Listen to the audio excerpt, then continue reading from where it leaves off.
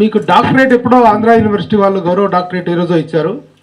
ఆ తర్వాత ప్రజల రివార్డులు అనేటువంటి చాలా పెద్ద స్థాయిలో వచ్చినాయి మీకు. ఇది యాక్చువల్ దేశ ప్రధాని దగ్గర నుంచి కూడా మీ అభిమానులుగా ఉండటం అనేటువంటిది అభినందించాల్సిన విషయం. అయితే పద్మశ్రీ అనేటువంటిది ఇంత లేటుగా రావటం అనేటువంటి దాన్ని ప్రతి ఒక్కరు అంటున్నారు, అనుకుంటున్నారు.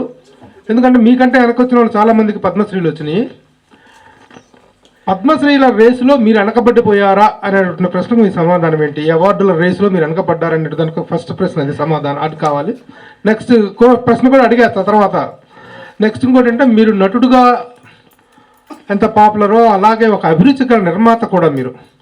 రామబంటు, మేడం లాంటి సినిమాలు ఎన్నో చక్కగా సినిమాలు తీశారు మీరు. నిర్మాతగా మళ్ళీ మీ నుంచి సినిమాలు ఎక్స్పెక్ట్ చేయొచ్చా? ఆ యాంగిల్ ఏంటి? ఆ యాంగిల్లో మళ్ళీ ఏమన్నా ప్రోగ్రెస్ కనిపించే అవకాశం ఉందా? These are the 2 questions from me please.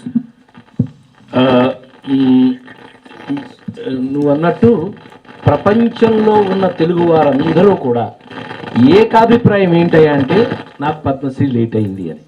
ఈ అభిప్రాయంతో నేను ఏకీభవిస్తూ, అది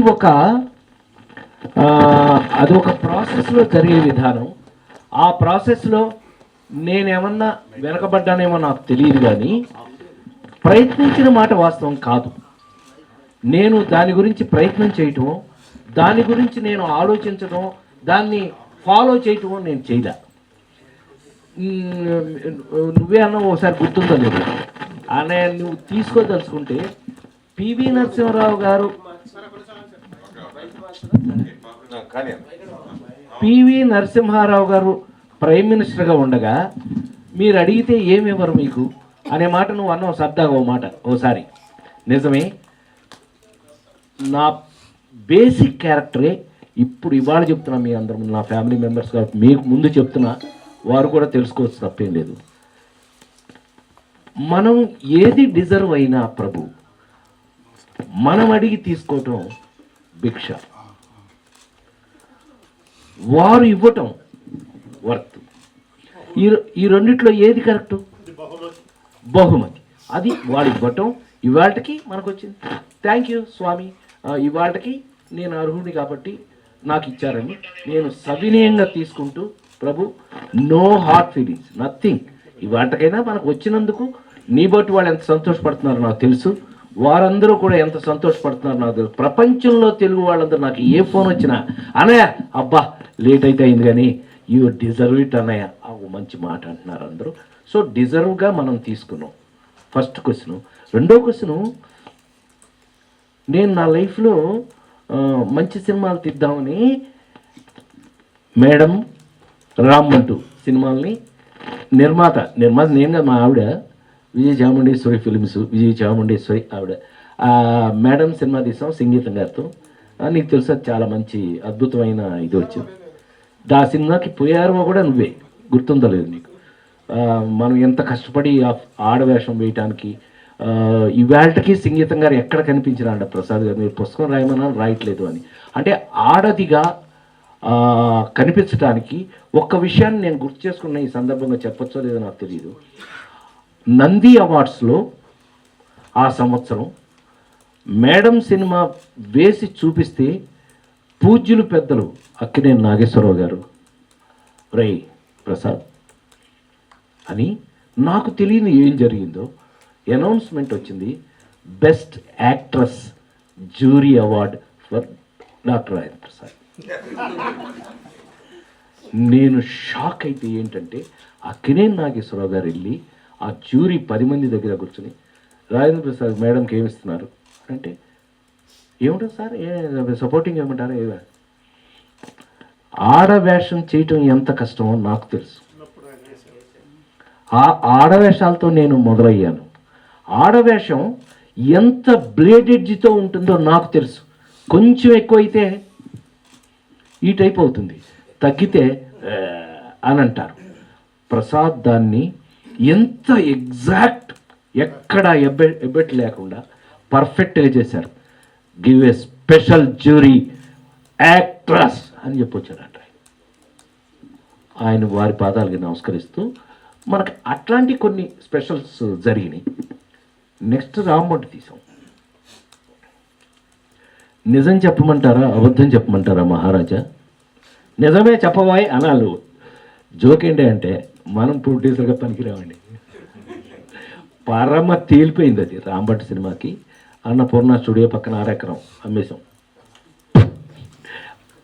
నేను ఏ రోజున డబ్బుల గురించో వాటి గురించి ఫీల్ అయిన వ్యక్తిని కాదు, మీకు తెలుసు అది. నేను ఈ వేటకి కోట్లు తీసుకున్న హీరోని. సంవత్సరానికి 12 రిలీజులు ఉన్న హీరోగా అందులో ఎన్ని వందలు అన్నాయో మీకు తెలుసు. ఛాంబర్కి వెళ్ళి అడిగితే అందులో ఉంటాయి, లిస్ట్ ఉంటాయి. సో నేనేదో నా పని చేసుకుంటూ నేను పోవటం వరకే తెలిసిన వాడిని, కానీ తీసుకోవటం పోగేసుకోవటం ఇవి మనకు తెలిసిన వాడిని కాదు. ప్రభు, ఫ్రాంక్లీ స్పీకింగ్, నేను ఫెయిల్యూర్ ప్రొడ్యూసర్ని అని నాకు తేలిపోయి ఆ సినిమా ఇచ్చిన ఎక్స్పీరియన్స్, నాకు ఇది మరి ముఖ్యంగా రాంబంట్ సినిమా ఇచ్చిన ఎక్స్పీరియన్సు జీవితంలో ఇంకెప్పుడు ప్రొడ్యూసర్ అనే ఆ పోస్ట్కి నేను పనికిరానని తేల్చుకుని సినిమాలు తీయటం మానేశాను.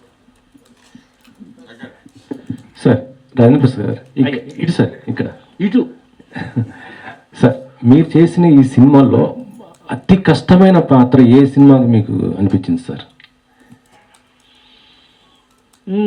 మీరు అడిగిన ప్రశ్న వెరైటీ ఎట్లా ఉందంటే ఇన్నిలో ఎన్ని అన్నట్టుగా భలే గుర్తు చేశారు మీరు నాకు. ఎందుకంటే ఇట్స్ ఏ మా ఇన్స్టిట్యూట్ స్టూడెంట్స్లో రజనీకాంత్ గారు, చిరంజీవి గారు, వీళ్ళందరూ మా ఇన్స్టిట్యూట్ స్టూడెంట్సే, ఫిల్మ్ ఇన్స్టిట్యూట్ స్టూడెంట్సే. మాకు యాసిడ్ టెస్ట్లను ఉంటాయి. మాకు ఎంత కాంప్లికేటెడ్ క్యారెక్టర్ ఇస్తే మేము అంత రియాక్ట్ అవ్వాలి. నేను అందుకే ఇందాక మనం మాట్లాడుకుంటూ సరదాగా మాట్లాడుతూ అన్నాను, నేను ఒకే రోజున హాలీవుడ్ యాక్టర్ని ఏమన్నా కూర్చోబెట్టి మార్నింగ్ లేడీస్ టైలరు, ఈవినింగ్ ఆ నలుగురు చూపిస్తే వాడెవడో వీడెవడో అని అడుగుతాడు. It's acid test.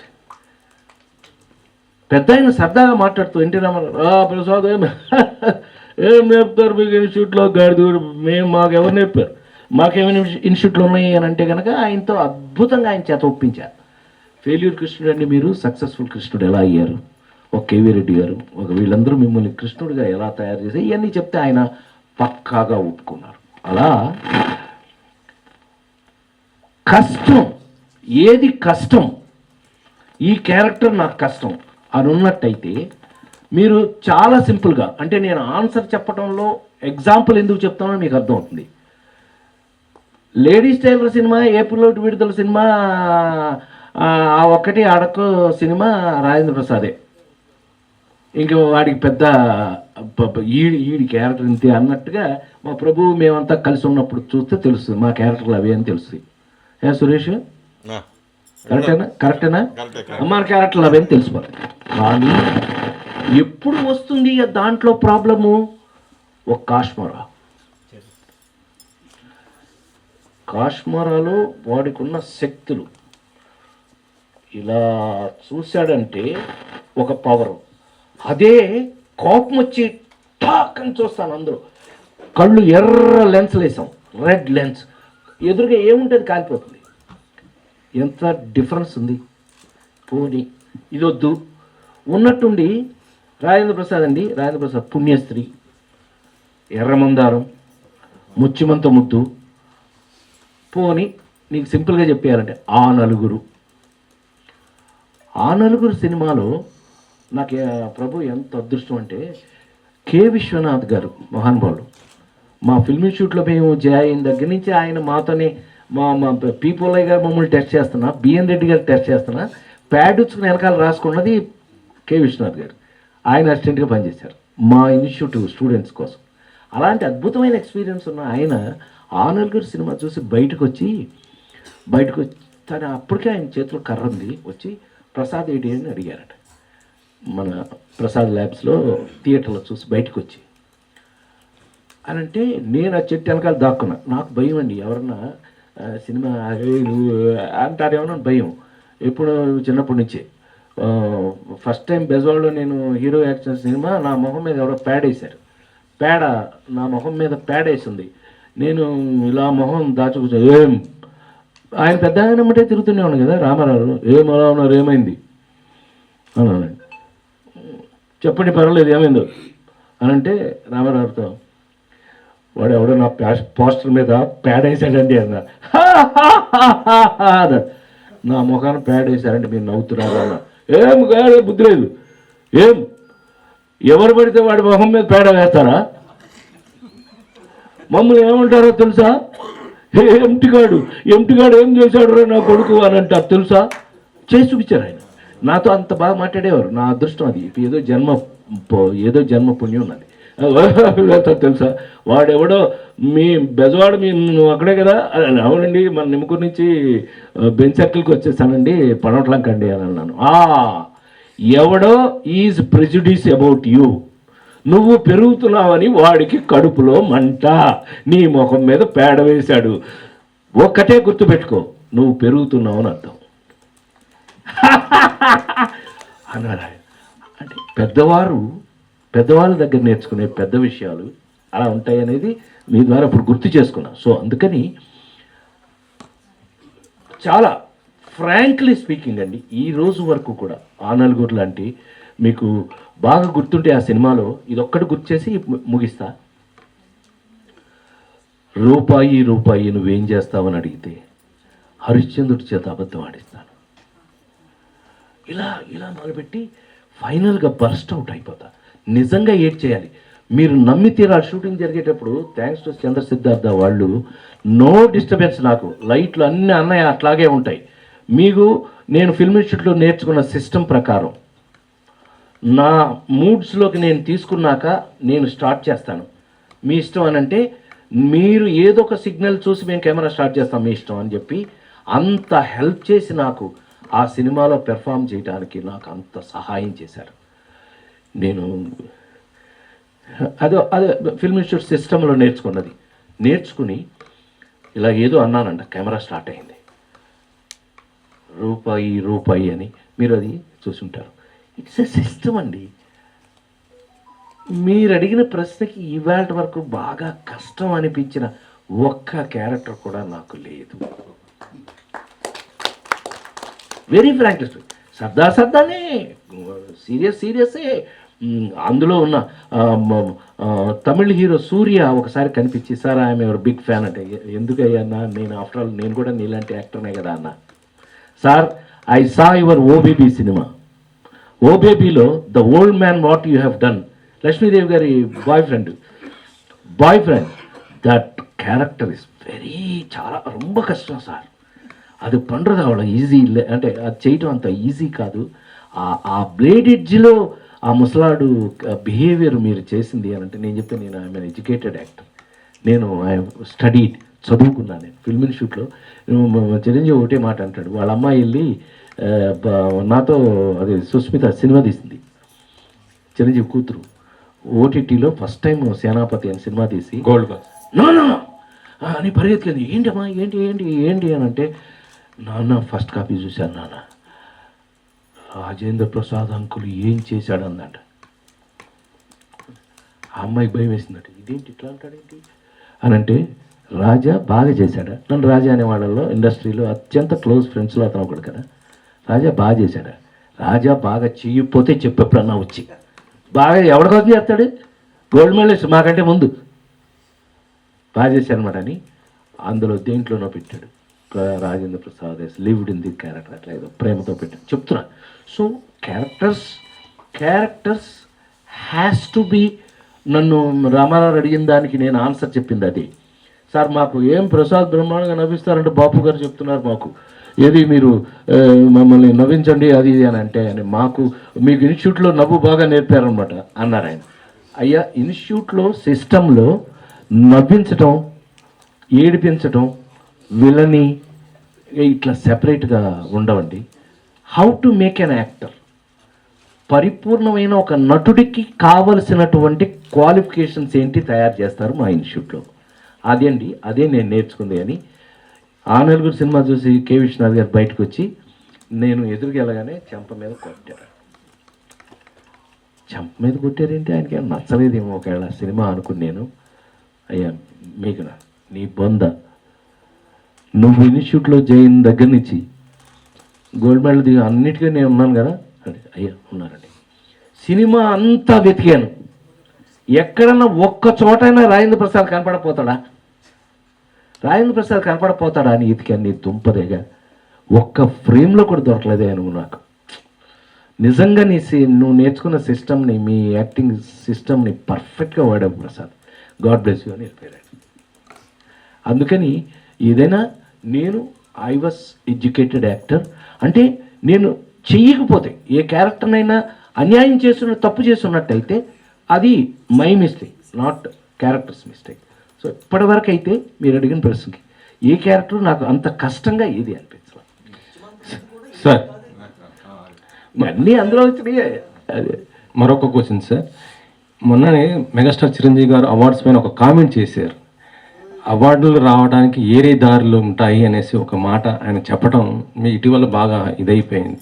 అంటే అవార్డులు రావాలంటే లేట్ అవుతుంది, లేదా మనం సౌత్కి కొద్దిగా ఇంపార్టెంట్ ఇవ్వరు అనేసి ఒక కామెంట్ కూడా వినపడుతుంది. దీనిపైన మేము నేను నిజం చెప్పనా, నేను తను ఏ మూడ్లో ఏ రీజన్తో అని ఉంటారో నాకు తెలియదు. ఎందుకనంటే నిన్న ఒకటి సరదాగా తిరుమలలో బయటకు వచ్చిన తర్వాత స్వామి ఇప్పించారు నాకు పద్మశ్రీ అవార్డు. స్వామి ఇప్పించారు. నాకంత సీన్ ఎక్కడుంది అంటే నాకంత సీన్ లేదని హెడ్లైన్ పెట్టాడు ఎవడు. ఆడి కర్మ, నేనేం చేయలేను, వాడి కర్మ అది. నాకంత సీన్ లేదు, దేనికన్నాను. సో అట్లా అతను ఏమన్నా వేరే ఏదన్నా సందర్భంలో అన్నారని నేను అనుకుంటున్నాను. అంటే నేనేం అతను సపోర్ట్ చేస్తాను అట్లా అని అనుకోవద్దండి. ప్రతిదీ అదే మీనింగ్తో తీసుకోవాల్సిన అవసరం లేదు. ఎస్, నార్త్ సౌత్ డిఫరెన్సెస్ ఉన్నాయని డిస్కషన్ అయితే ఉంది. కానీ మరి తనకి ఎంత బ్రహ్మాండంగా వచ్చినాయి, తనకి ఎంత మంచి పొజిషన్ ఇవాళ ఇండియాలో హయ్యెస్ట్ పొజిషన్స్లో తనతో వచ్చాడు. కాబట్టి జస్ట్ ఇలాంటి ఏదైనా విన్నా మర్చిపోండి అన్నయ్య. నో ఇంతేనండి, ఇంతే. ఎందుకనంటే ఇంతే. నాలాంటి వాల్యుబుల్ యాక్టర్స్ తోటి అంతే తీసుకోవాలి. అంతకన్నా ఎక్కువ రుద్దకండి, వాటిని ఎక్కువ లోపలికి వెళ్ళకండి. వేరే ఏదో ఉద్దేశాలు మాకు ఉండవు. ఏం ప్రభు, మాకు వేరే ఉద్దేశాలంటూ ఉండవు. నాతో 40 ఏళ్ళ నుంచి ట్రావెల్ అవుతున్న వీళ్ళు ఎవరినని అడగండి మీరు. నేను ఎప్పుడన్నా వెనక కొంచెం ఏంట్రాడు అని ఎప్పుడన్నా నా లైఫ్లో ఉన్నదేదో పెట్టడం, అందరూ మర్చిపోయాను. పెట్టడం అంటే గుర్తొచ్చింది. దాము తిరుపతి ప్రసాదం అందరికీ గబగబ పెట్టి. Next please. సారీ దామా. ఇప్పుడు మీరే అన్నారు లేడీస్ టైలర్, ముత్యమంత ముద్దు, పుణ్యస్త్రీ, ఇలా డిఫరెంట్ రోల్స్ చేస్తూ మీకంటూ ఒక ఐడెంటిటీ, డిఫరెంట్ రోల్ చేస్తాడు, బాగా డిఫరెంట్ సినిమాలు చేస్తాడు అనుకుంటున్న టైంలో పత్తు కమర్షియల్ సినిమా చిక్కడు దొరకడు లాంటివి చెయ్యాలన్న ఆలోచన మీకు వచ్చిందా, మీ ప్రొడ్యూసర్లకు వచ్చిందా, ఏంటి?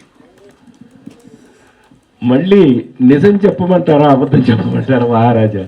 అప్పుడు ఎస్పి వెంకన్న బాబు గారని ఇండస్ట్రీలో మా అందరి డేట్లు తనే చూసేవాడు. ఎస్పి కోదండపాణి గారి తమ్ముడు, అన్నయ్య కృష్ణన్నయ్యకి ప్రొడక్షన్ ఎగ్జిక్యూటివ్, చాలా మంచి. మా అందరి డేట్లు, నువ్వు టాప్లో ఉన్న యాక్టర్స్ అందరి డేట్లు ఆయనే చూసేవాడు. ఆయనే నాతో మంచి కామెడీ, చిరంజీవి కాదు, కృష్ణ గారు కాదు, శ్రీదేవి కాదు, name it every, Allu Ravanayya గారు, సుత్తి బ్రదర్స్ వరకు కూడా డేట్లన్నీ ఆయనే చూసేవాడు అందరి. తను ప్రొడ్యూసరు. తనే ఒకరోజు ఉన్నట్టుండి, రాజా నీతో కమర్షియల్ సినిమా తీస్తే ఎలా ఉంటుంది అన్నాడు. అప్పటికి ఏంటి, చిరంజీవి ఏమో నీకు బాగా గుర్తుంటే జంజాల గారితో చంట బయలుస్తాడు. అంటే ఏంటి, అతను అలా వేసి నన్ను ఇలా వేయాలని ట్రై చేసాము. ఏమనుకో కదా, చిచ్చి మన ఒంటికి పడలేదు. దెబ్బకి మళ్ళీ ఎప్పుడన్నా నేను ఫైట్ చేయడం చూసాను. అమ్మ, ఎప్పుడైనా మన ఒంటికి అది పడదు అని అంటే కనుక డోంట్ టచ్. ఇంకెప్పుడు నేను అంటే అలాంటి కమర్షియల్స్గా, ఇప్పుడు ఒక సినిమా కమర్షియల్స్ అని అంటే గుర్తొచ్చేది నాకు ఆహనా పెళ్ళింట, లేడీస్ టైలరు. అసలు ఇవన్నీ ఎందుకు? ఒక రోజున ఉన్నట్టుండి ఒక 15 రోజులు ఎక్కడో గ్యాప్ వచ్చింది అని అంటే, తెలుసుగా రేలంగి నరసింహారావు నేను 35 సినిమాలు చేసాం. దొరికితే చాలు కొట్టేడు ఆ టైప్ ఉండేది. 15 రోజులు ఏదో షెడ్యూల్ క్యాన్సిల్ అయింది అని ఎదురింటి మొగుడు పక్కింటి పెళ్ళాన్ని తీసాం అబ్బాయి. తిరుపతి ఒక సందులు మా వెంకటరమణ అని ఎమ్మెల్యే ఉండేవాడు, తిరుపతి ఎమ్మెల్యే. నా లెఫ్ట్ రైట్లు ఉండేవాడు డాక్టర్ శివప్రసాద్ ఎమ్మెల్యే వెంకటరమణ. ఆ సందులో తీసాం అబ్బాయి 15, ఇంకొక 3 రోజులు వేసుకుని 18 రోజుల్లో సినిమా తీసాం. సంవత్సరం ఆడింది. బడ్జెట్లు అని అంటే కనుక అది ఎంత అయింటుందంట, ఎంత పెద్ద హిట్. సంవత్సరం ఆడింది అది, ఎంత పెద్ద హిట్. ఎన్ని కోట్లతో తీయాలి సినిమాలు? అహనాపల్లి అంటే ఎన్ని కోట్లతో తీసాం, లేడీస్ టైలర్ ఎన్ని కోట్లతో తీసాం, 23 రోజులు. ఇవన్నీ ఈ ఏప్రిల్ విడుదలలో ఇవన్నీ కూడా రాజమండ్రి రైల్వే స్టేషన్ ఆనుకున్న కాలనీ అది. దాన్ని పెట్టుకున్నాం. అందులో ఉన్న కంటెంట్, అందులో ఉన్న విషయం, ఈ వేల్ట్కి కూడా ఆ క్రియేటర్స్ నేను ఎప్పుడు దండం పెట్టుకుంటూ ఉంటాను. ఆ రచయిత రాసిన వాళ్ళు. ఇప్పుడు జంజాల్ గారిని అహనా పెళ్ళిట కొన్ని 100 సార్లు చూసిన వాళ్ళు ఉన్నారు. అదృష్టం కదా అది. ఆ కంటెంట్ అందులో ఉన్నటువంటిది. ఇప్పుడు కోడి కూర తినాలంటే కోడినే తినాలా, ఎదురుగా కట్టేసి ఉట్టి అన్నం, ఆ కోడిని చూస్తూ ఉట్టన్నం తింటూ ఉంటే ఉంటుంది అంటాడు ఎవరో మా కోటమాంగాడు. కొన్ని ఎక్స్పెరిమెంట్లు కదా అవన్నీ ప్రపంచంలో ఈ వేల్ట్కి. ఇవాళ మనం అందుకనే దేవుడికి రుణపడి ఉన్నాం. ఎందుకనంటే 40 ఏళ్ళు 45 ఏళ్ళు అవుతుంటే అమెరికాకి వెళ్ళినా కూడా ఇవాళ అమెరికాలో కూడా ఏమంటున్నారు, అనయో నీ మీద బతికేస్తున్నాం. నా మీద బతకడం ఏంటి నాయన, నేనెంత నా బతికే అనయ్య. జీవితం మీద అమెరికాలో డల్లాస్లో మనం ఏదో వెళ్తే ఫంక్షన్కి అరుస్తున్నాడు ఒక అతను, ఏంటమ్మా గోదావరి సార్ అన్న. అవునండి ఆయ్ అన్నాడు. వెరీ గుడ్ కూర్చో అన్నారు. లేదండి, సాయంకాలం జీవితం మీద విరక్తి కలిగిన ఇంటికి వెళ్ళిపోదాం అనుకున్నా, సాయంత్రం ఒక్క మీ సినిమా పెట్టుకున్నాం, ఫ్రెష్ అయిపోతున్నాం, అంతే హ్యాపీ. అంటే ఓ పర్లేదు. మరి ఇప్పుడు 40 ఏళ్ళు ఇప్పుడు బోల్డెన్ వచ్చినాయి కదా, ఇప్పటికి మీ సినిమాలేనండి అంటున్నారు. అదేగా మన అదృష్టం. అంతకంటే ఏం కావాలి నాకు. అమ్మ మీరు చాలా బాగుంది అనుకుని చేసి చాలా కష్టపడి చేసిన సినిమా, రచయితకి దర్శకులకు కూడా తృప్తి కలిగిన సినిమా, మిమ్మల్ని నిరాశపరిచింది ఏమన్నా ఉంది? రాంబట్టు ఇందాక అంతసేపు చెప్పా రాంబంటే. తర్వాత నీకు కాదు, దీని మీద ఎక్స్టెన్షన్ అసలు చెప్పాలి అని అంటే రాంబంటి సినిమా టీవీలో వేస్తే హైయెస్ట్ ఫ్రీగా చాలా బాగా చూశారు. ఫ్రీగా బాగా చూశారు. ఫ్రీగా వస్తే ఫినాయిల్ తాగినట్టు ఫ్రీ పకోడీ అట. ఇగో మా పకోడీ వాడి బాగుడుతుంది. లే పకోడీ నేనే పకోడీ చేశాను సురేష్ని. అయ్యా బాగుంది అంతేనా మోహన్? మోహన్జీ సార్, మీరు సినిమాలో ఏదైనా చేసేస్తారు, ఏదైనా నవ్వించేస్తారు, ఏ క్యారెక్టర్ చేసినా సరే అంత ఎంటర్టైన్మెంట్ ఇస్తున్నారు. ఈ బయట కూడా ఎలా ఉండగలుగుతున్నారు? అసలు మీరు ఏం తింటున్నారు, ఏమిటి? మనిషి కూడా అలాగే ఉన్నారు, మీరు ఏం లేదు, ఒళ్ళు లేదు, ఏం లేదు. ఇది ఎలా ఉండగలం కదా? ఎటకారం ఏం తింటే ఇది వస్తుందా అంటే తిండిలో ఉంటుందని. అసలు ఎలా ఉండగలుగుతున్నారు ఇంత ఎంత యాక్టివ్గా, ఎంత చిన్నవాడిగా? మోహన్జీ ఏ బండికైనా ఏమంటే నిజం గుండె మీద రాజారెడ్డి నువ్వు చెప్పు, బండిని చూడగానే ఏం చెప్తావు? ఏం మేక్ అంటావు కదా, ఇదేం తయారీ అంటావు కదా, అది లైలాండా లేకపోతే డాడ్జా, బెడ్ఫోర్డ్, ఇవి కంపెనీ పేర్లు. మా అమ్మనే నాన్నే అడగాలి. ఇది మేక్లో ఉన్న ప్రాబ్లం, ఇది తయారీలోనే ఉంది. నేను సత్యంగా మా నాన్నగారు అంటే ఊరు అయ్యా, మా నాన్నగారు నిమ్మకూరు మాస్టారు. ఊరంతా అంటే చిన్న ఎగ్జాంపుల్ చెప్పాలంటే రామారావు గారి పిల్లల్లో ఎన్టీ రామారావు గారు ఇంట్లోనేగా మేము కూడా ఉన్నది, 24 సంవత్సరాలు కలిసి ఉన్నాం కదా. హరి అక్కడ పెరిగాడు. హరికృష్ణ గారు పెరిగితే ఆల్మోస్ట్ నా ఏజ్ గ్రూప్ అనమాట. రాయ్ ప్రసాద్ రా అనేవాడు. బైక్ ఎక్కించుకుని గేదెలు దొరికేవాడు. అంత అల్లరి చేస్తే మా నాన్నగారి దగ్గర దెబ్బలు తిన్నవాళ్ళు వాడకడం. అంటే అంత స్ట్రిక్ట్ అని ఇప్పుడు ఎందుకు చెప్పొచ్చాను అంటే అంత స్ట్రిక్ట్. అలాంటిది మా నాన్న ఎలా బిహేవ్ చేస్తాడు ఏంటని ఆయన బయటికి వెళ్ళినప్పుడు ఆయన పంచి కట్టుకుని, ఆయన చొక్కా వేసుకుని, ఇంత లూజ్లో చొక్కా వేసుకుని మా అక్కయ్యలకి వాళ్ళందరికీ యాక్ట్ చేసి చూపించేవాడు మా నాన్నలాగా. అంటే ఆయన వస్త్రాన్ని సిగ్నల్ అన్నమాట ఇంటికి. వీధి చివరిలోనే అనేవాడు, అంటే వస్తున్నాను అని చెప్పడం. అలర్ట్ అయిపోవాలి. అలర్ట్ ఇంట్లో వాళ్ళందరూ అలర్ట్. ఇలాగా చిన్నప్పటి నుంచి అలాగే సార్ అలరి గోల అనుకోకుండా వాటిని అప్లై చేయటం జరిగింది. నాకు వంశీ లాంటి డైరెక్టర్లు, జంజాల్ గారు లాంటి డైరెక్టర్లు, రేలింగనేశ్వరరావు డైరెక్టర్లు వాటిని హైలైట్ చేశారు. చివరికి ఇవి ఇట్లాంటి వాళ్ళు అయితే నాకు కొత్త కొత్త ఎక్స్ప్రెషన్ కావాలి అని చేస్తాను కదా, మీరు వంశీకేనా చేసేది, మాకు చేయరా, ఇలా నన్ను గిల్లి చేయించిన వాళ్ళు ఉన్నారు అందరూ. నాకు గిల్లిన కొందికి సర్దా, గిల్లిన కొందికి అటెన్షన్లోకి వచ్చేవాడిని. ఓహో, ఆ ఒక్కడే ఆడుకు సినిమాలో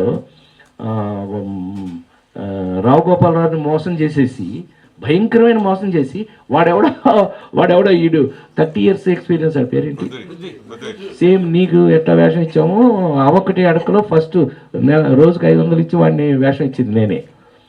ఆ సినిమాలో అతను యాక్ట్ చేస్తూ రోడ్ మీద వెళ్తా ఉంటే కనపడతాడు సడన్గా దీపం ఆ లాంతర్ ఇలా పెట్టి ఇలా గుడ్డివాడ యాక్ట్ చేస్తుంటే, అయ్యో మీరా, నేను డ్రాప్ చేస్తాను రండి అని బైక్ ఎక్కించుకుంటాడు. ఎక్కడికి తీసుకెళ్తాడు? రాఘోపాలరావు ఇంటికి తీసుకెళ్తాడు. ఏదైతే నాకు మెయిన్ ప్రాబ్లం ఉందో అక్కడ తీసుకెళ్ళాడు. అక్కడ తీసుకెళ్తే కరెక్ట్గా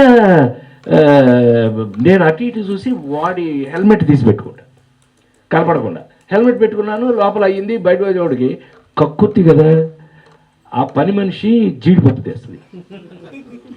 సడన్గా ఇంత జీడిపప్పు తీసుకుని ఫటక్క నోట్లో వేసుకుంటే ఇది ఉంది కదా, హెల్మెట్ ఉంది కదా, హెల్మెట్ అన్నీ కింద పడిపోయినాయి.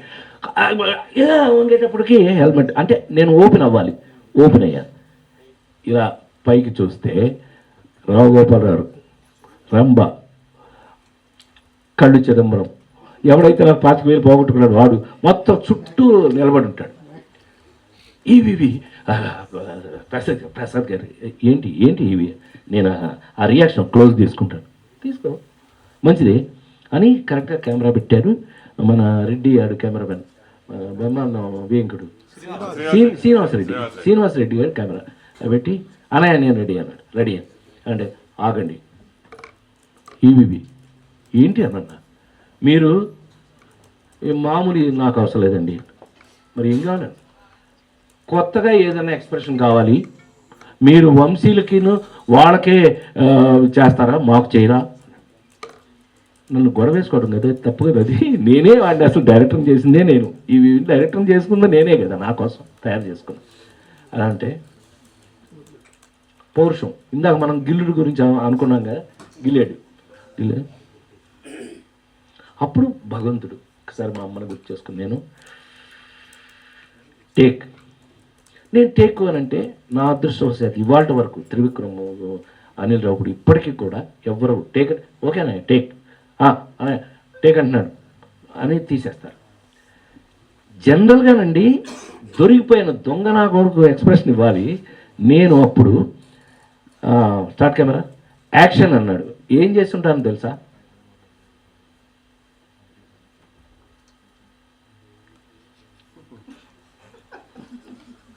ఎవడన్నా చేతండి ఇది, నేను ఇటు కట్ చేసి కెమెరా కట్ చేయట్లా, ఏంటని చూస్తే కింద పడి డొల్లుతున్నాడు, ఇవి కింద నవ్వుతూ కింద పడి డొల్లుతున్నాడు. సచిన కెమెరా కట్ చెప్పయా, ఫిల్మ్ అప్పట్లో ఫిల్మ్ పైగా ఈ డిజిటల్ కాదు. సో అట్లా ఇది ఒక ఊరికే మీతో I'm sharing happiness with you సర్దా. సో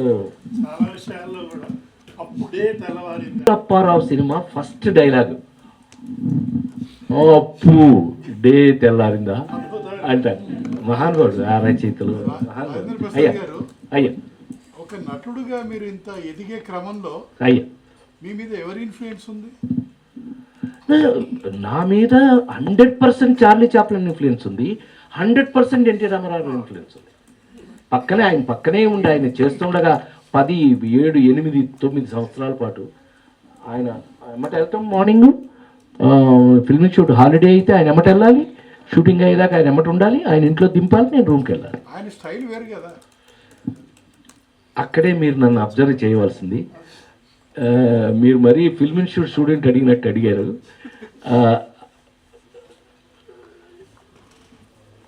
ఎన్టీ రామారావు గారు ఆయనకున్న ప్రత్యేకత మనం ఒక మాట అనుకుందాం. రాముడు ఆయనే వేశాడు.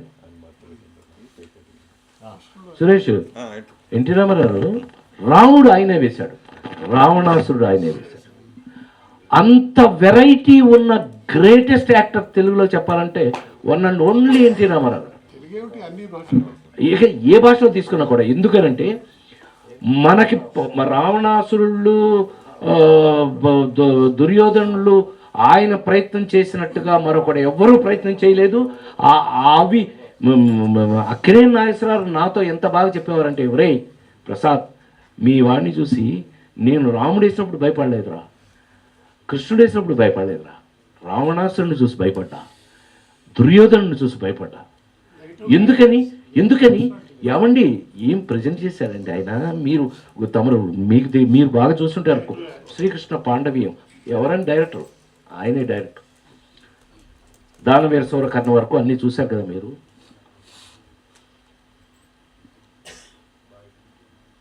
ఇలా మాయాబజార్ నుంచి మీతో కృష్ణుడుగా ఉండి నర్తనశాల అది వేరు, దాన్ని వేరే డిస్కస్ చేయాలి మనం. ఇప్పుడు నేను ఆ నలుగురు వేరు, ఇది వేరు. కానీ కృష్ణుడుగా ఆ నళినత్వాన్ని ప్రదర్శించి దుర్యోధనుడు అండి.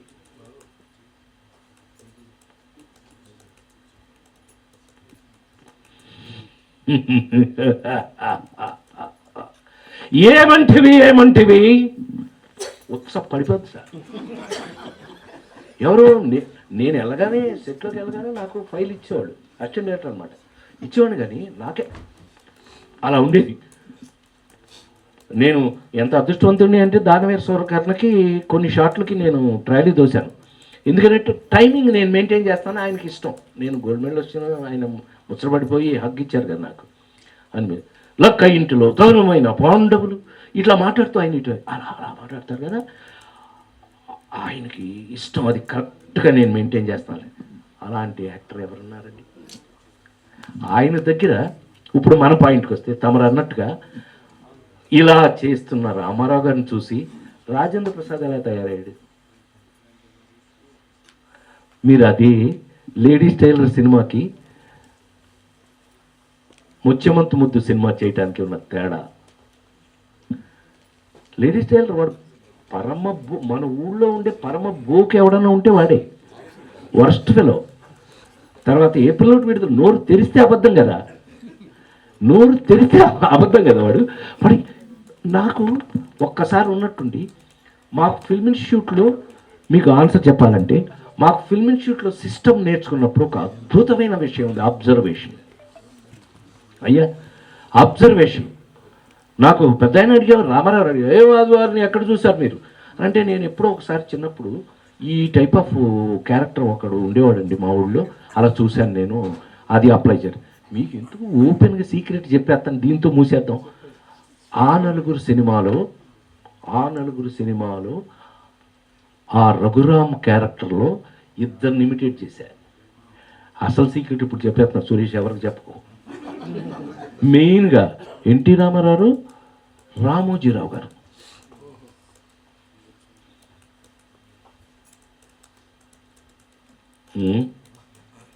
నాన్న మీ అల్లుడికి డబ్బులు ఇవ్వాలండి, అమెరికా వెళ్తే పెట్రోల్ బంకుల్లో పనిచేస్తారు కదండి, అదే ఇక్కడ కూడా చేయొచ్చు కదా అంటాను నేను. అంటే కాదు నాన్న, నువ్వు కొంచెం డబ్బులు ఇస్తే నేను ఇవ్వను. ఆ స్టడీనెస్, ఆ ఎక్స్ప్రెషన్ ఉంది చూడండి రామోజీరావు. రాజేంద్ర ప్రసాద్ గారు, మీరు పరిపూర్ణ కళాకారుడుగా మీరు పేరు ప్రఖ్యాతులు సంపాదించారు, అంతా బాగుంది. మీ పూర్తి జీవితంలో మీరు ఎవరికి రుణపడి ఉన్నారు సినీ జీవితంలో? రెండో పాయింట్, మీ ప్రతిభకి, మీ అంటే ఆర్టిస్ట్గా మీకు వచ్చిన గుర్తింపుకి, ప్రేక్షకుల్లో మీకున్న ప్రత్యేకతకి తగినట్లుగా పరిశ్రమలో మీకంటూ ఒక విశిష్టమైన స్థానాన్ని, పరిశ్రమలో నటుగా కాదు, కళాకారుడుగా కాదు, వ్యక్తిగా, పరిశ్రమ పర్సన్గా రాలేదు అనిపిస్తుంది, మీరేమంటారు? అది నాకు తెలిసి మన గుర్తింపు అనేది నాకు తెలిసి మీకు తెలియదు కాదు. మనం 40 ఏళ్ళుగా మనం అనేకసార్లు అనేక రకాలుగా డిస్కస్ చేసి ఉంటాం మనం. గుర్తింపు అనే దానికి ఒక లెక్క అయితే లేదు నాకు తెలిసి. ఇప్పుడు కామెడీని నేను ఎప్పుడు ఒకటే, ఏదన్నా మనసు కొంచెం ఎప్పుడన్నా బాధపడేది ఏంటంటే, ఒక హీరోయిజంని అనేక రకాలైన హీరోయిజంలకి మనకి రెస్పెక్ట్ ఉంది. ఒక హీరోయిజంకి ఇది లెక్క, ఆడు 100 మందిని కొట్టాడు, లేకపోతే ఈ 200 మందిని కొట్టాడు, లేకపోతే ఇప్పుడు ఇంకా కోట్లు పెట్టి తీశాడు, అట్లా తీస్తే వాళ్ళకి లెక్క. కామెడీని ఇంతమంది కమ్యూనిటీ, ప్రపంచంలో ఉన్న కమ్యూనిటీకి అందరికీ ఉపయోగపడినటువంటి కామెడీ సినిమాలను మాత్రమే నా మార్కుతో నేను చేసుకుని ఇవాళ ఉపయోగపడుతున్నాయి అని అంటే కనుక, గౌరవం, మన గుర్తింపు ఎక్కడ ఎంత అనుకుంటే కనుక ఇప్పుడు స్టార్ట్ అయింది అనుకున్నాం. ఇక్కడి నుంచి ఒక లెవెల్కి వెళుతుందని నేను నమ్ముతున్నా. ఎందుకు అనంటే ఈ వేళకి యాక్చువల్గా రాజారెడ్డి తిరుమల కొండ మీద పెరిగిన వ్యక్తిగా ఎంతో సాఫ్ట్, ఎంతో ఇంకా అంత స్వామి అలా ఉండాల్సింది. ఇవాళ మీ అందరిని ఇంత సంతోషపెట్టాడు. కారణం individuality. That gains, it goes on. ప్రపంచంలో ఎక్కడ ఏది ఆగుతుంది అని అనుకోకూడదు. మనం ఇప్పుడు స్టార్ట్ అయ్యాము. ఒక ఎప్పటికీ నేను నమ్మే సిద్ధాంతం ఏంటయ్యానంటే, 40 ఏళ్ల క్రితం చేశానా, నా కోసం నేను చేసుకున్నానా, ఇంకొకరి కోసం చేశానా తీసి పక్కన పెడితే, మనం సినిమా పివి నరసింహారావు ప్రసాద్ మంచిగా నవ్విస్తావా, what is the purpose of cinema అన్నారు ఆయన ఒకసారి. బాగా పక్కన ఇట్లా కబుర్లు, నా అదృష్టం రామారావుకి అందరికీ కబుర్లు చెప్పినాను కదా. ఆయన what is the purpose of cinema, అయ్యా తమ ముందు నేను ఎంత వాడినండి, 14 భాషలు తెలిసిన తమరు మీరే చెప్పాలి అన్నాడు. ప్రసాద్ అందుకోసం అడగలాను నేను, what is the purpose of cinema. వాడు పొద్దున్న నుంచి సాయంత్రం వరకు రిక్షా తొక్కి, ఆటో తోలు, ఇది చేసి, నానా కష్టపడి భూమి దున్ని ఇన్ని చేసి సాయంత్రం వచ్చేటప్పుడు, ఇంటికి వచ్చేటప్పుడు ₹1.5 పెట్టి సినిమా ఎందుకు చూస్తున్నారు? ఎంటర్టైన్మెంట్. ఎస్, నీ ఎంటర్టైన్మెంట్లో వాడికి రావాల్సింది ఏంటో తెలుసా? వాడు స్ట్రెస్ రిలీజ్, వాడు పడిన శ్రమంతా మర్చిపోవాలి. అది నీ సినిమాల్లోనే జరుగుతుంది. I appreciate you. Rajendra Prasad గారు ఇక్కడ నువ్వు ఎక్కడో ఒకసారి కూర్చున్నా, ఇందాక ఇక్కడ ఉన్నాడు కదా, నేను ఇక్కడే చూద్దాం సార్. ఏ కామెడీ ఇంతకంటే ఏం లేదు. కలియుగ ప్రత్యక్ష దైవం వెంకటేశ్వర స్వామి, స్వర్గీయ ఎన్టీ రామారావు గారి దగ్గర నుంచి సుమన్ గారు, ఇలా చాలా మంది చేశారు. రీసెంట్గా ఎందుకంటే తిరుపతి అనగానే గుర్తొచ్చేది వెంకటేశ్వర స్వామి గారితో పాటుగా మా రాజేంద్ర ప్రసాద్ గారి కాటేజ్. సినిమా ఇండస్ట్రీలో చాలా మంది గుర్తొస్తుంది, సినిమా ఇండస్ట్రీ చాలా మందికి మీ కాటేజ్ కూడా గుర్తొస్తుంది. సో ఆయనకి అంటే నేను అనేది, అది ఇన్ని క్యారెక్టర్ మీరు ఆ నలుగురు చేసిన వెంకటేశ్వర గారితో క్యారెక్టర్ చేయడం అనేది మామూలు విషయం కాదు. సో ఆ క్యారెక్టర్ మీకు అవకాశం వచ్చినప్పుడు, ఆ డైరెక్టర్ మీకు చెప్పినప్పుడు కానీ, ఆ వేషధారణ అలంకరించినప్పుడు కానీ, చేసినప్పుడు కానీ, ఆ వెంకటేశ్వర స్వామి గురించి మీరు ఏం చెప్తారు? నేను వెరీ ఫ్రాంక్లీ స్పీకింగ్ సురేష్, కొన్ని జీవితంలో అవకాశాలు వచ్చినప్పుడు నమ్మలేకపోయాను. ఆ నలుగురు సినిమా కథ నాకు తెల్లవారుజామున విన్నప్పుడు, మదన్ అని అద్భుతమైన రచయిత, చంద్రసిద్ధార్థ దర్శకుడు ఇద్దరు కూర్చుని వాళ్ళు నాకు కథ చెప్పినప్పుడు ఒక అరగంట పాటు నాలో నేను లేను. ఒక్కోసారి కొన్ని అన్బిలీవబుల్ అని ఇంగ్లీష్లో అంటారు, తెలుగులో నమ్మలేనటువంటి నిజం. నేను నమ్మలా, ఏంటి ఈ క్యారెక్టర్ నిజమేనా, ఈ కథ నిజమైనా, ఇది మన కోసమే చెప్తున్నారా అని సురేష్ షాక్ అయ్యాను నేను ఆ నలుగురు విన్నప్పుడు. అలాగే మొన్న నాగేశ్వరరెడ్డి, డైరెక్టర్ నాగేశ్వరరెడ్డి నాతోనే డిపార్ట్మెంట్లో జాయిన్ అయ్యాడు. రాజేంద్రుడు గజేంద్రుడు సినిమాకి క్లాప్ కొట్టాడు ఫస్ట్. ఎస్వి కృష్ణారెడ్డి దగ్గర అసిస్టెంట్ చేసి తను వచ్చి, సార్ మీ మీద నేను ఒక స్పెషల్గా రాస్తున్నాను, మీకోసం రాశాను, ఇది కామన్ మ్యాన్తో లింక్ చేస్తున్నాం, పనిచేస్తున్నాం. కామన్ మ్యాన్తో లింక్ చేస్తున్నాం మనం అని తను చూపించినప్పుడు నేను చాలా ఆశ్చర్యపోయాను. నేను ఎప్పుడూ నమ్మేది ఒకటి, స్వామి ఇచ్చిన అవకాశం. సో స్వామి నువ్వు ఈ టైంలో నా క్యారెక్టర్ వేస్తే ఏం చేస్తావు చూస్తానని ఆయన మనకి ఇందాక మనందరం మాట్లాడుకున్నట్టే యాసిడ్ టెస్ట్ ఒకటి పెట్టారేమో ఆయన చూడాలి. నేనైతే నాకున్న అదృష్టం పెద్ద ఆయనతో ఆయన పక్కనే ఉండి పెరగటం వల్ల ఆయన చేసిన దేవుడి వేషాలు వేసేటప్పుడు ఆయన ఎంత భయభక్తితో చేస్తారు అవన్నీ నేర్చుకోవడం వల్ల ఏ సెల్ ఫోన్ కనిపెట్టిన ఏమన్నా తీసుకురండి, ఈ టైంలోనే వస్తుంది సరదాగా. అలా అది ఇప్పుడు నాకు వచ్చిన మంచి అవకాశం. దాన్ని నేను మీరు చూసి మీరు ఎట్లాగో ఫ్రాంక్గా మీతో నాకున్న 40 ఏళ్ళ అనుబంధం అదే కదా, ఏదన్నా మీరు ఫ్రాంక్గా చెప్తారు కాబట్టి ఎలా ఉందో మీరు చెప్పి దాన్ని బట్టి వాళ్ళందరూ దేవుళ్ళు ఎలాగో ఉన్నారు, ప్రేక్షక దేవుళ్ళు, వాళ్ళు నెక్స్ట్ అభిప్రాయం చేస్తారు. నాకైతే మంచి అవకాశం అని అనుకున్నాను. అమ్మా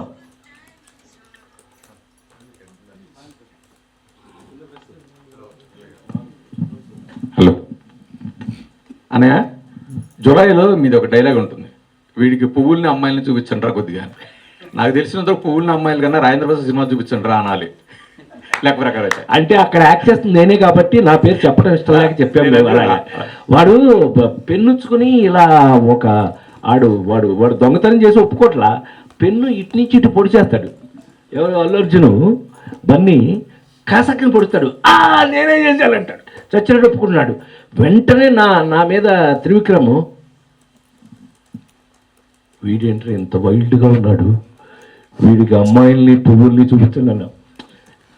అంటే ఆల్టర్నేటివ్ నీ అభిప్రాయం అంటే రాజేంద్ర ప్రసాద్ సినిమా చూపించిన వీడియో రిలాక్స్ అవుతాడు. ప్రజల్లో స్ట్రెస్ తగ్గిపోవాలంటే మీరు కనపడాలి, మీ డైలాగ్ కనపడాలి. రెండోది అన్నయ్య, ఆ నలుగురు సినిమా రిలీజ్ తర్వాత నేను మీతో మాట్లాడాను ఒకసారి.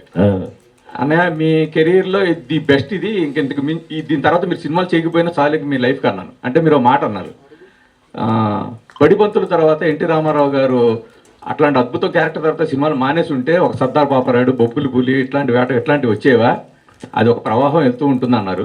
ఇప్పుడు ఆ నలుగురు తర్వాత కొనసాగుతున్న ఈ ప్రవాహం పట్ల మీరు సంతృప్తిగా ఉన్నారా? 100%. నేను అదే ఇందాక నుంచి ఇప్పుడే మనం వెంకటేశ్వర స్వామిని చూపించుకున్నాం. మనం ఈ అవకాశం వరకు మనకి చేస్తేనే కదా వచ్చింది. అక్కడితో ఆగిపోయినట్టయితే నాకు తెలిసి ఒక ఎన్టీ రామారావు బడిపంతులు కానీ, ఒక నాగేశ్వరరావుకి దేవదాస్ కానీ, ఇలాంటి కొన్ని సినిమాలు ఒక ఆర్టిస్ట్ జీవితంలో ఒక మెమరబుల్ ఉంటుంది. మనకి నువ్వన్నట్టు ఆ నలుగురు నాకు భగవంతుడు ఇచ్చినటువంటి గొప్ప అవకాశం. సార్ దాదాపు ఒక 294 సినిమాలు పూర్తయినాయి. అవును, 300 అయినాయి. 300 దాకా వచ్చేసి షూటింగ్ లో ఉన్నాయి. అవును కాదు అయింది. ఇన్ని సినిమాలు చేసిన తర్వాత, ఇన్ని క్యారెక్టర్లు చేసిన తర్వాత ఇలాంటిది ఒకటి మిగిలిపోయిందే, ఒకటి నేను చేయలేకపోయినే, ఇలాంటిది ఒకటి చేసుకుంటే బాగుండేది అని ఒక డ్రీమ్ లాంటిదో, ఒక ఊహ లాంటిదో మీకు ఎలాంటి క్యారెక్టర్ చేయాలి? నిజంగా ఈ ప్రశ్న నేను అనేక సార్లు ఎదుర్కొన్నాను. కానీ జోక్ ఏంటయ్యా అంటే, నేను వచ్చిన అవకాశాన్ని సద్వినియోగం చేసుకోవడం తప్పితే నాకు అలా ఉంటే బాగుంటుంది అనేది ఎప్పుడూ లేదు. అలా నా క్యారెక్టర్ కాదు అసలు. నా కోసం వాడు ఒక దానవీర స్వరకర్ణ తీసి అలాంటి అలవాట్లు నాకు లేవు ఎప్పుడు. సో నేను ఇప్పుడు ఇంతకుముందే మనం మాట్లాడుకున్న వెంకటేశ్వర స్వామి అవకాశం, అమ్మో స్వామి ఇప్పుడు ఈ అవకాశం ఇచ్చారా, దీన్ని మనం ఎలా సద్వినియోగపరచుకుంటాం?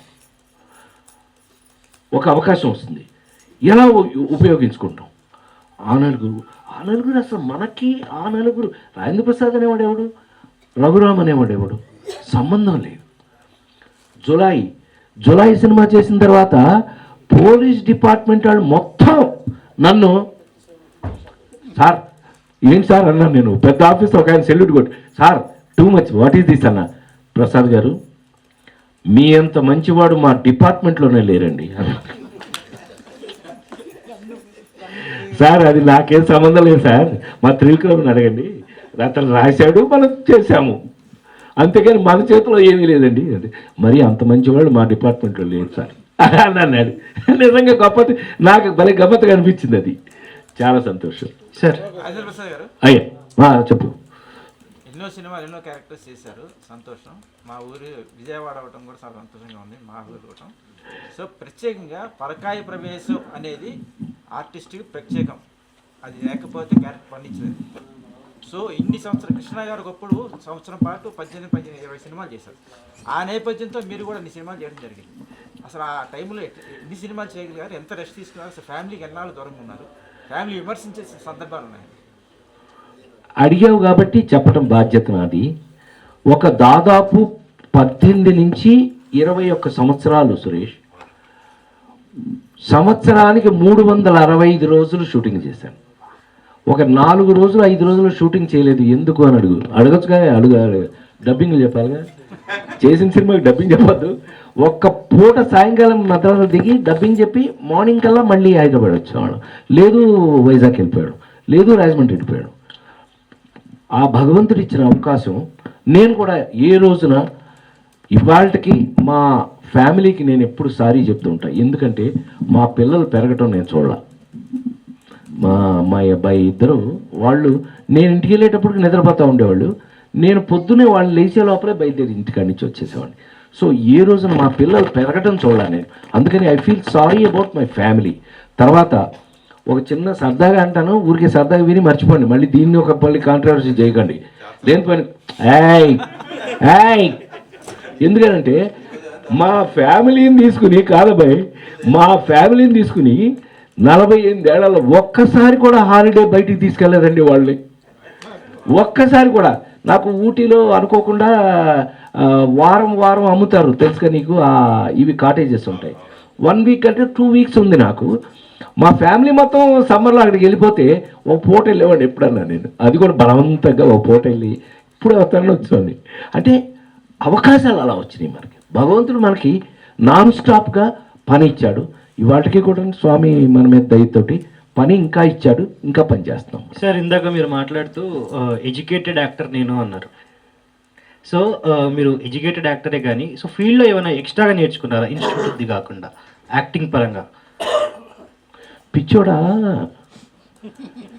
యాక్టింగ్ గురించి ఎవరికి ఎంత తెలుసో నాకు తెలియదు, కానీ నాకు తెలిసినంత వరకు నటన అనేది సముద్రం. ఇట్స్ ఎ ఓషన్, సముద్రం.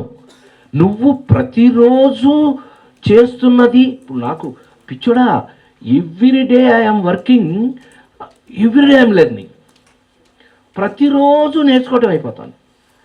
ఏది ఇది మనకు తెలుసు అనుకోవడానికి లేదు. పర్టికులర్గా యాక్టింగ్లో ఇది మనకు వచ్చేసింది, మనకి ఇది పరమ తప్పు. ఎందుకనంటే